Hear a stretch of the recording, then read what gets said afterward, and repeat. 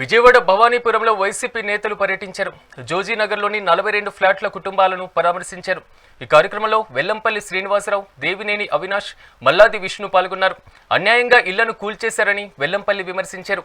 December 31 వరకు supreme court గడువు ఉన్నప్పటికీ అధికారులు రెచ్చిపోతున్నారని ఆందోళన వ్యక్తం చేశారు.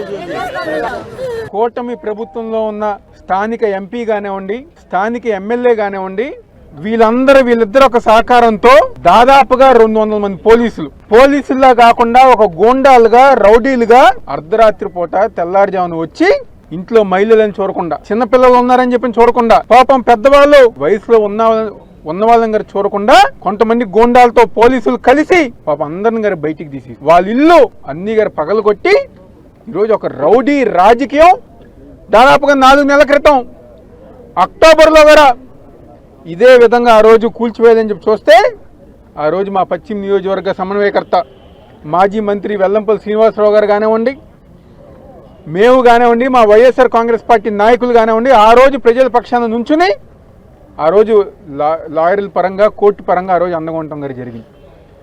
మళ్ళీ ఈరోజు ఒక చిన్న టెక్నికల్ రీజన్స్తో గూండాయిజంగా, రౌడీయిజంగా ఈరోజు పోలీసులతో పాపం వీళ్ళందరినీ గారు ఇబ్బంది పెడతాం గారు జరిగింది. వాళ్ళు చెప్తున్నారు, నారా లోకేష్ దగ్గరికి వెళ్ళాము, జనసేన పార్టీ ఆఫీస్కి వెళ్ళాము, అక్కడ ఉన్న వాళ్ళని కలిసాము, మా బాధంతో గారు చెప్పుకున్నాము.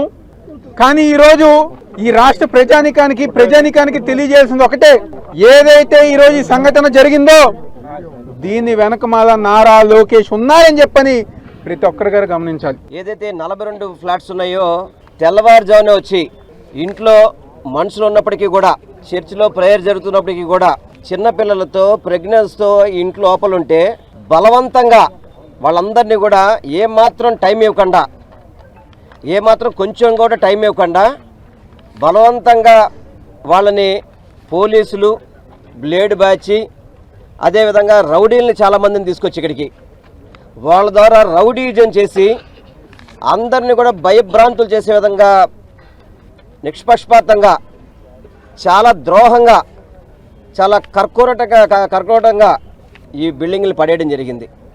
వీళ్ళందరికీ కూడా నవంబర్ 4నే డిసెంబర్ 31 వరకు కూడా వాళ్ళకి వ్యవధి ఇచ్చారు సుప్రీంకోర్టు నుంచి.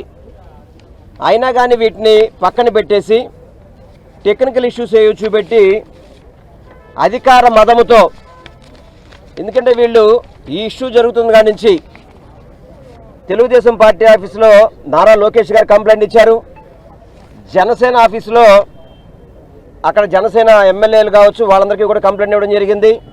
స్థానికంగా ఎంపీ దగ్గరికి వెళ్ళి కంప్లైంట్ ఇచ్చారు, స్థానిక ఎమ్మెల్యే దగ్గరికి కంప్లైంట్ ఇచ్చారు, కలెక్టర్ ఆఫీసులో కంప్లైంట్ ఇచ్చారు. ఇవ్వాల్సిన చోట అన్ని చోట్ల కూడా కంప్లైంట్ పెట్టినా కానీ కనీసం దీని మీద పట్టించుకున్న పరిస్థితి లేదు. తెలుగుదేశం ఆఫీసులో దొంగ కంప్లైంట్ పెట్టి ఏదో సోషల్ మీడియాలో వాళ్ళు పెట్టారు, వీళ్ళు పెట్టారని చెప్పని దొంగ కేసులు కట్టి వాళ్ళని మీరు ఇబ్బందులు పెడుతున్నారే. ఏదైతే 42 ఫ్లాట్స్ ఉన్నాయో తెల్లవారుజామున వచ్చి ఇంట్లో మనుషులు ఉన్నప్పటికీ కూడా, చర్చిలో ప్రేయర్ జరుగుతున్నప్పటికీ కూడా, చిన్నపిల్లలతో ప్రెగ్నెన్స్తో ఇంట్లో